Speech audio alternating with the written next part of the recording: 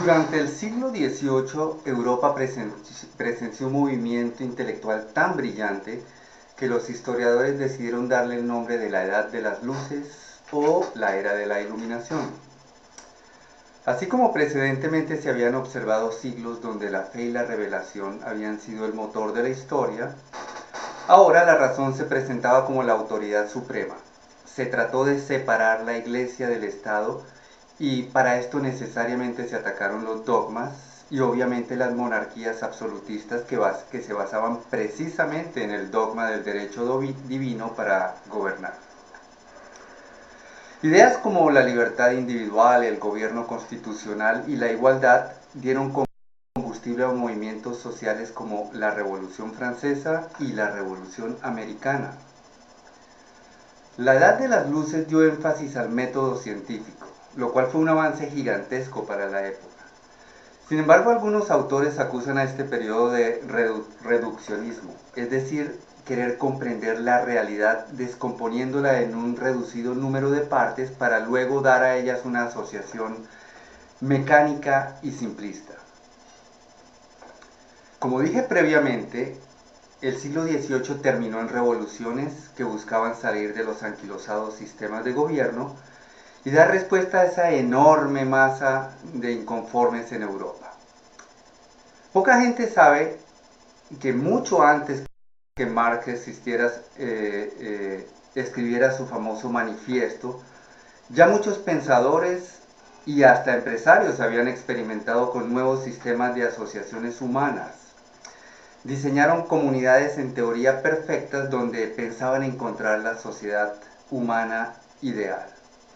Hombres como Owen en Inglaterra o Fourier en Francia diseñaron y llevaron a cabo sus proyectos de sociedades ideales.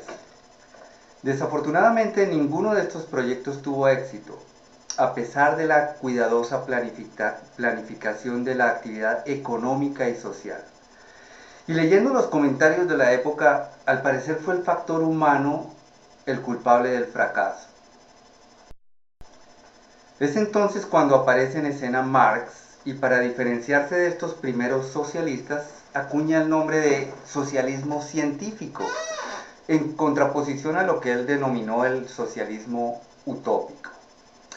Esto fue puramente una estrategia de marketing de parte de Marx, pues en realidad los primeros socialistas fueron gente muy práctica. Recomiendo leer la experiencia de la colonia New Harmony en los Estados Unidos y Harmony Hall en la Gran Bretaña. En 1848, Marx y Engels publican su manifiesto comunista en Londres y como ustedes sabrán, para bien o para mal, se convirtió en uno de los escritos más influyentes de la historia. Marx es un hombre cuya influencia solo es comparable con la de Aristóteles, quien dominó el pensamiento occidental hasta el medioevo. Y es tanta su influencia que pensadores como Santo Tomás asimilaron este pensamiento aristotélico a la doctrina cristiana y como medio para sustentarla y explicarla. Sin embargo, Marx no surgió de la nada. Marx se basó en pensadores de la Edad de las Luces y de ellos tomó ideas como la teoría del valor trabajo, el anticlericalismo y la idea de la religión como un factor enajenante, la lucha política de la clase obrera y la idea de la dictadura revolucionaria directamente importada de la Revolución Francesa. Siendo contemporáneo de Darwin, Marx creyó descubrir leyes que modelaban la historia social humana, de igual manera que Darwin describía las fuerzas que actuaban sobre la evolución. Sin embargo, al igual que otras disciplinas de la época, el marxismo es también reduccionista y simplista. Con su materialismo histórico, Marx trata de explicar la historia sociopolítica basada en una sola causa, como examinando el mecanismo de un reloj. Marx toma las ideas de Darwin y explica que es la lucha de clases el motor de la historia humana y que ésta a su vez es determinada por los mecanismos de producción y distribución de la riqueza, lo cual es solo parte de la verdad, pero no es toda la verdad. No es tan solo la economía la que determina lo que los hombres piensan o hacen. Otros factores como el clima, la cultura, la idiosincrasia, también modelan esta evolución socioeconómica. Y de hecho, como todo el mundo sabe, son las religiones las fuerzas más poderosas que han actuado sobre la psiquis humana a través de la historia. Marx creó una extraña economía con aspectos que apelan más a la emoción que a la realidad.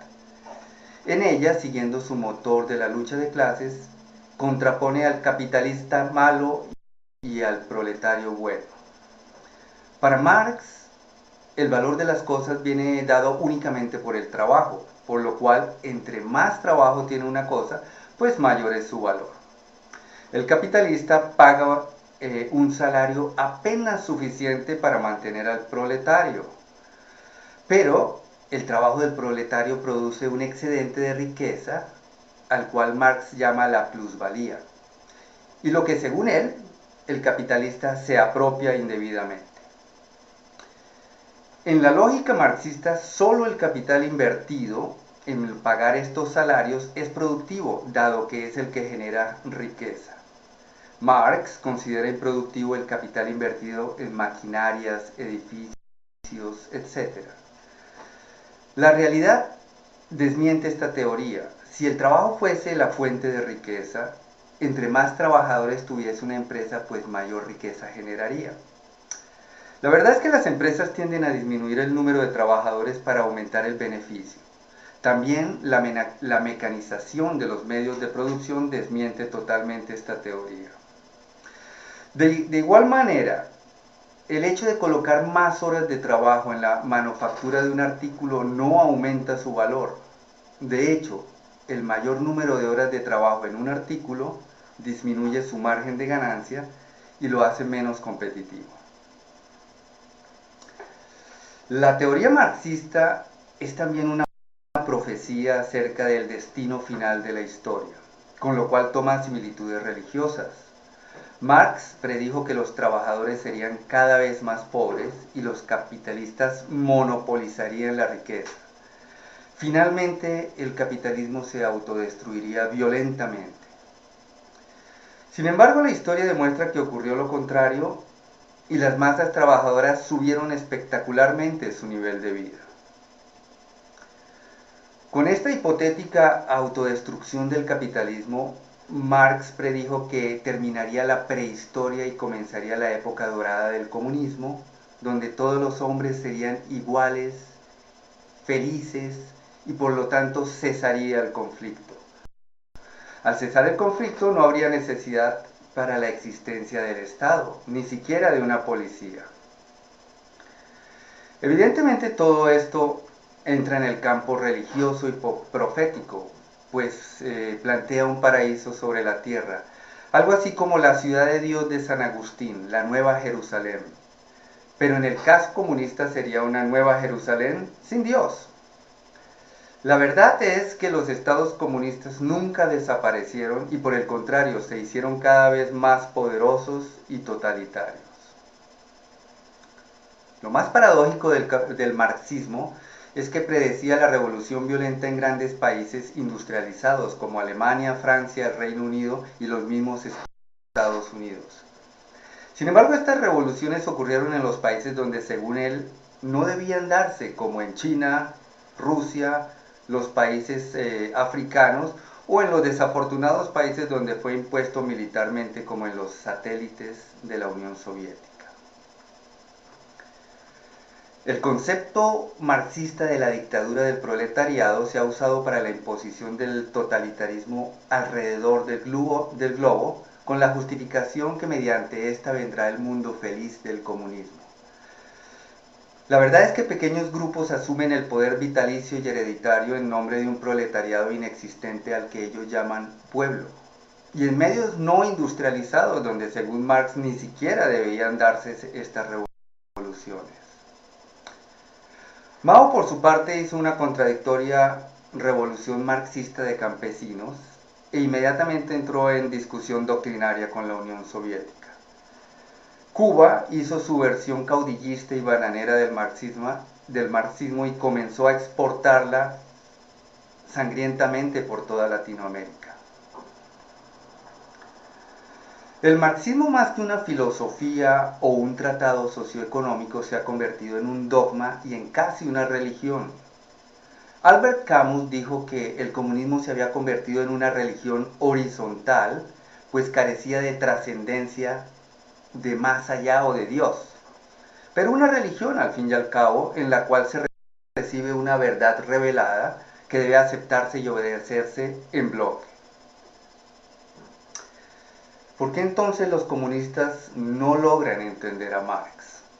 Porque para entender a Marx es necesaria una amplia cultura histórica, filosófica y socioeconómica, de manera que sea posible ubicar a este pensador en su contexto social e histórico. Marx fue sin duda un producto de su tiempo y trató de dar respuesta a los problemas sociales de su época, a los cuales sin duda no era indiferente.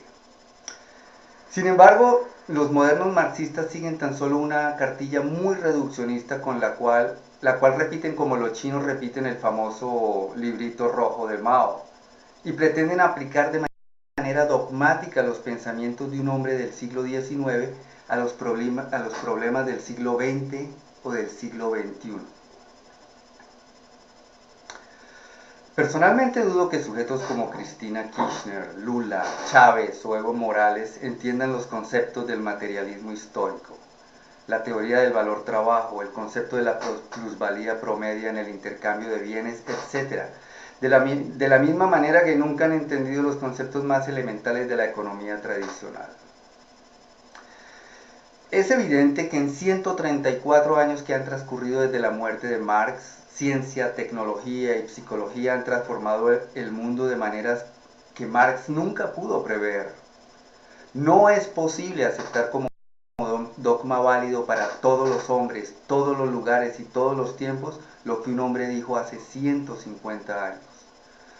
Evidentemente esto es anticientífico. La misma ciencia es revisionada cada cierto tiempo y aún las teorías darwinianas que tanto impresionaron a Marx han sido corregidas y actualizadas.